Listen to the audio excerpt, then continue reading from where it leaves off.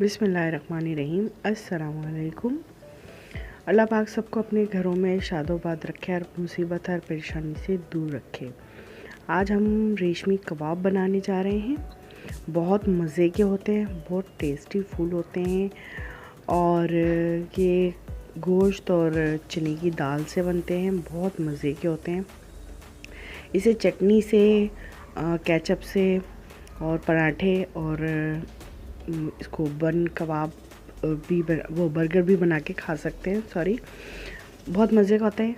चलें देखें इसमें क्या क्या डलता है।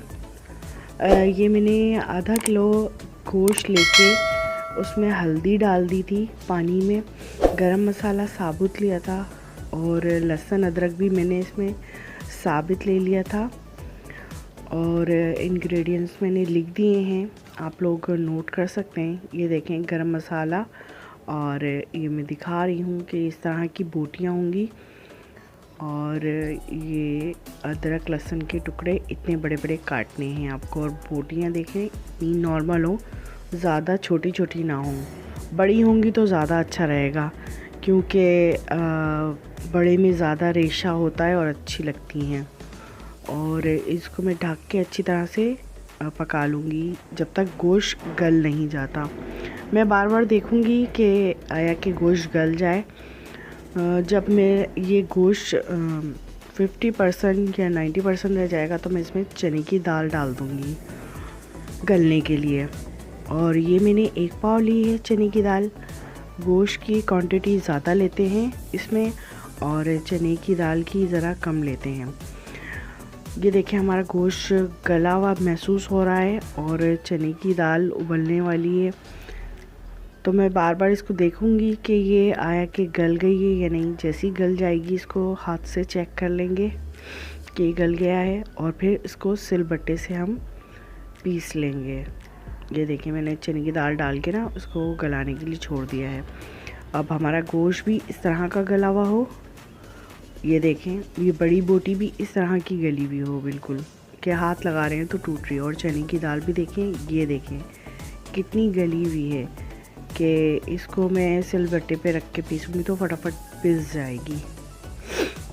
ये बड़ी बड़ी बोटियां हैं, आप देख सकते हैं 2.5 से 3 इंच की हैं बड़ी बोटियां, ऐसी लेनी है। और ये मैंने सिलबट्टे पे पीस लिए है। ये देखिए चने की दाल कितनी मुलायम है और गोश्त को लाइटली सा पीसना है, ज़्यादा नहीं पीसना। और इसमें मैंने ना घर का मसाला भुना कुटा ज़ीरा जो होता है और ज़ीरा होता है, लाल मिर्च होती है, धनिया होता है, ये सब मैंने पीस के ना एक साथ रखा हुआ है, वो मैंने डाल दिया। इसमें कुटी हुई मिर्चें और काली मिर्चें 1/2 टीस्पून और 1 चम्मच कुटी हुई मिर्चें डाली हैं। और ये हरी मिर्चें हैं 4 से 5 अदद ली और चाट मसाला लिया था 1/2 चमचा। तो ये मैं सब मिक्स कर लूँगी। ये धनिया है और ये धनिया भी काट लिया था मैंने, इसको भी मैं इसके अंदर मिक्स कर दूँगी। और 1 अंडा लूँगी, वो भी इसमें शामिल करूँगी क्योंकि कबाबों की तो जान होती है अंडा। जब तक कबाब में अंडा न डले तो मुकम्मल कहाँ होता है, उसका बेंडिंग नहीं होती है समझा जाए। अच्छी तरह से मैं मिक्स कर लूँगी। इसमें मुझे थोड़ी सी कुटी हुई मिर्चें कम लगी थी तो मैंने बाद में ऐड कर ली थी। ये देखें सब मैंने बना के तैयार कर लिए हैं। 1 अंडा अलग से लूँगी और उसको फेंट लूँगी, उसमें थोड़ी सी लाल मिर्चें डाल के। और हमारा नॉर्मली मसाला होता है ताकि बच्चे भी खा लें आराम से बर्गर वगैरह में, और नॉर्मली रोटी से पराठे से वो इस तरह से भी खा सकते हैं इसको। और अब मैं इसको लगा के कोटिंग करके और इन कबाबों को तल लूँगी। ये मैंने 1 डाले और ये मैंने तमाम डाल दिए और इसको उल्टी पलटी करके तल लूँगी।